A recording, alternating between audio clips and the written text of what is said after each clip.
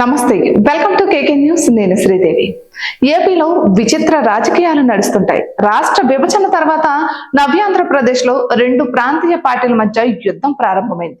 Telugu Desam versus YSR Congress అన్నట్లుగా పరిస్థితి ఉండేది.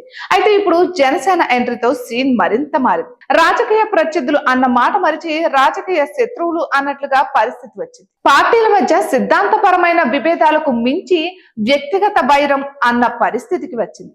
అందుకే శాసనసభకు హాజరు కారు, ఆల్ పార్టీ మీటింగ్స్ ఉండవు, కనీసం పలకరించిన పరిస్థితి ఏపీలో కొనసాగుతోంది. అయితే దీనినే అలుసుగా తీసుకుంటుంది భారతీయ జనతా పార్టీ నేతృత్వంలోని ఎన్డీఏ ప్రభుత్వం. ఎవరు ఎంపీలుగా గెలిచినా ఏపీ నుంచి ప్రాతినిధ్యం వహిస్తున్న 25 మంది ఎంపీలు తమ వారేనని అన్నట్లుగా వ్యవహరిస్తోంది ఎన్డీఏ.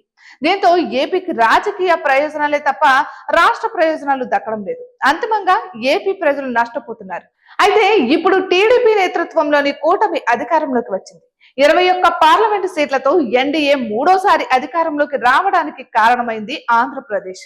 అయితే ఇప్పుడు టీడీపీ ఎన్డీఏలో కీలక భాగస్వామి. తన రాజకీయ ప్రత్యర్థి జగన్మోహన్ రెడ్డిని అణిచివేయాలని కోరుతోంది. కానీ 9 నెలలు అవుతున్నా అటువంటి చర్యలు ఏవీ లేవు కేంద్రం నుంచి. దీంతో తెలుగుదేశం పార్టీ శ్రేణులో ఒక రకమైన అసహనం కనిపిస్తోంది. ఎప్పుడో 10 ఏళ్ల క్రిందట జగన్మోహన్ రెడ్డి బెయిల్ పై బయటకు వచ్చారు. గత 5 ఏళ్లలో విచారణకు కూడా హాజరు కాలేదు. ఇప్పుడు ప్రతిపక్షంలోకి వచ్చినా ఆయనకు అదే మినహాయింపు వర్తిస్తోంది. దీంతో జగన్మోహన్ రెడ్డికి కేంద్ర ప్రభుత్వం ఒక ఆప్షన్ గా ఉంచుకున్నట్లుగా ప్రచారం నడుస్తోంది.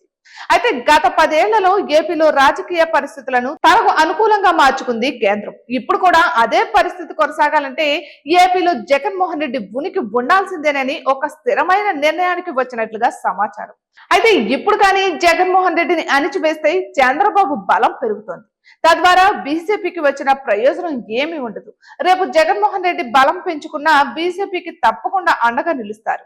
అందుకే జగన్మోహన్ రెడ్డి ఎదుట ఇండియా కూటమి అవకాశం ఉన్నా అటువైపు చూడడం లేదు. రేపు జగన్మోహన్ రెడ్డి జనంలో బలం పెంచుకోవచ్చు. అందుకే ఆ ఆలోచనతోనే జగన్మోహన్ రెడ్డి జోలికి కేంద్ర పెద్దలు వెళ్లడం లేదు. మొత్తానికైతే ఏపీ రాజకీయాల్లో మున్ముందు Jaganmohan Reddy centre of attraction గా మిగలడం ఖాయం. మరి ఏం జరుగుతోందో చూడాలి.